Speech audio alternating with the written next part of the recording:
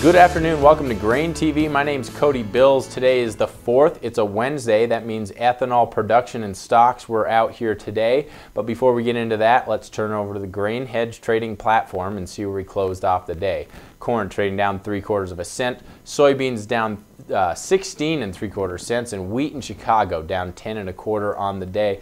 Let's talk a little bit about what drove the market. I think a lot of this trade action, especially early on, had to do with the US dollar gaining strength here. You can see, take a look at the chart. This is a daily chart of the dollar index, and you can see we're now up over the highs that we saw back in the middle to late January, and it almost seems that we closed with enough strength that perhaps we'll get follow through here higher in tomorrow's session. That will likely weigh on grains tomorrow as well. Also keep in mind that the Brazilian real continues to lose strength. So this is kind of an interesting situation where Brazil is harvesting their soybeans.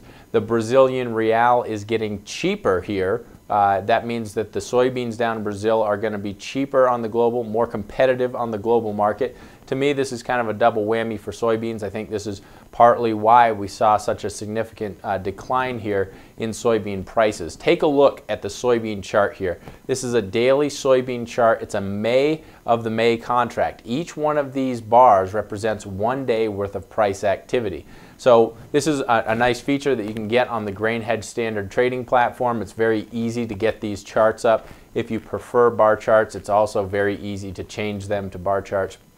But you'll notice that really yesterday we broke through this short-term trend line that really started at the beginning of February, and really throughout most of February we were rallying here. We were kind of moving higher. The second half of this rally was really mostly a product of the fact that there was a lot of uncertainty out of Brazil with this trucker strike.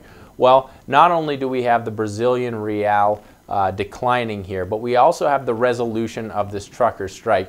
That is for the trucker strike is for the most part over now, and that was announced here today. So what we get is a sharp decline in soybeans, and I wouldn't be surprised if we see some continuation here tomorrow. We may pause, we may move up a little bit, but I think in the longer term, when you look out a month or so from now, we're probably going to have lower prices than where we're at now, simply because we have South American crop coming out of the fields. We have a declining currency down in South America, and to me that's a little bit concerning.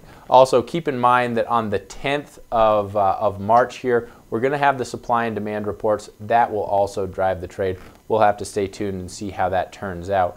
Now, we did have ethanol production out today, and so what we saw there was another decline in ethanol production, down 16,000 barrels per day. We're now sitting at 931,000 barrels per day produced last week. That obviously is not as good as what we've seen, but still seasonally, this is very strong. It's very strong compared to what we saw last year, and we're still well ahead of the pace that the USDA is expecting, and the overall corn used for production, we're still running well ahead of what the USDA is expecting. So with that being said, it's going to be very important to pay close attention to this supply and demand report. We may get a little bit of a revision higher here for corn used for ethanol in that next Tuesday.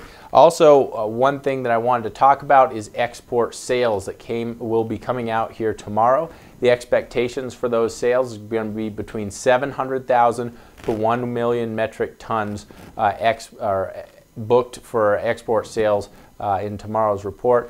Analysts are expecting soybeans to come out between 300,000 and 500,000, and wheat to come out between 350 and 550,000 metric tons. Other than that, that wraps up today's show. If you have any questions about what I talked about, please don't hesitate to give the office a call. The number is 877-472-4607. I look forward to talking with you. We'll see you here on Thursday.